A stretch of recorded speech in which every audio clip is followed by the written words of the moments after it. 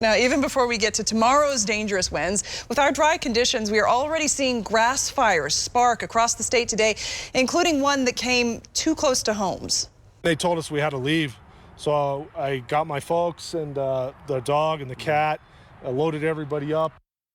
Now to our team coverage. We'll get to meteorologist Mike Nelson in just a moment. All right, first to Denver 7's Gary Brode, live at that fire. This was near Chatfield Reservoir, Gary.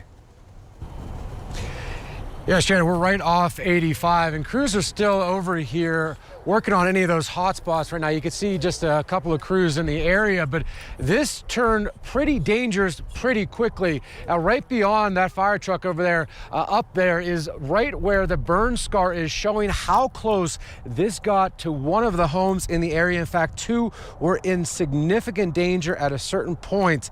This area is no stranger to brush fires, and with high winds coming in tomorrow, it's one location South Metro Fire is looking at closely.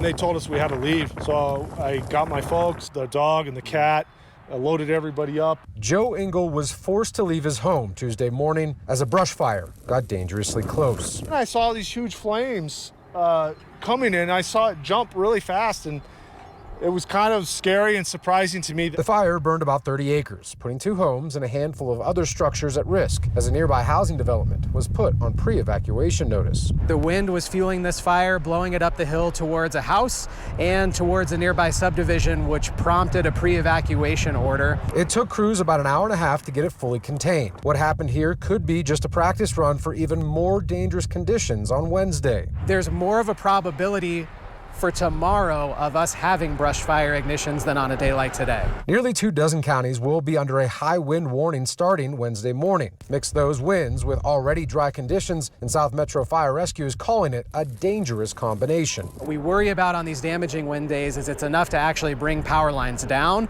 or throw loose debris into the air, have that hit power lines and create sparks. South Metro is asking you to be extra careful with open flames, so what nearly happened at Engel's home doesn't happen somewhere else. With it being this dry, I feel like in Colorado we got to keep our head on a swivel.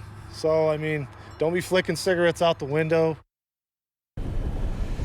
And so really today, the only true damage was just to some of this fence line here that went all the way down to 85, other than about 30 acres worth of grass that was burned. Now, South Metro tells me they were already concerned about this area, but they were more looking towards tomorrow. Turns out those concerns were justified. They were just a day early. As for what started the fire, that's still being investigated. Reporting live, I'm Gary Brode, Denver 7.